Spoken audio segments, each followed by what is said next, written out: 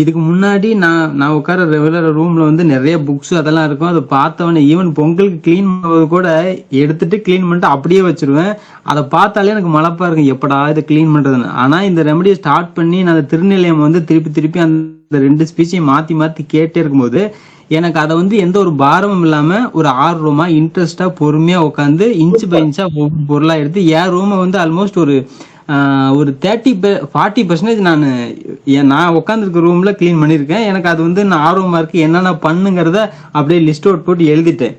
அதெல்லாம் எனக்கு டயர்ட் ஆகல. அதுக்கு முன்னாடி நான் அதை பத்தி யோசிச்சாலே எப்படா பண்றேன்னு ஒரு மலப்பா இருக்கும். இப்போ வந்து பாத்தீங்கன்னா அது வந்து ஒரு காம்ப்ளிகேட்டடா தெரியல, இதெல்லாம் தேவையில்லாத பொருள் தானே அப்படின்னு சொல்லிட்டு அதை வந்து ஒரு ஃபிரிக்ஷன்லெஸ்ஸா ஒரு அது ஃப்ரீ ஃப்ளோவா அந்த வேலையை செஞ்சிடறேன். அப்பப்போ கொஞ்சம் கொஞ்சமா பண்ணி ஆர்வமா பண்றது, ஃபிரிக்ஷன்லெஸ், ஃப்ரீ ஃப்ளோ, இதெல்லாம் இந்த காம்பினேஷன் நடக்குது.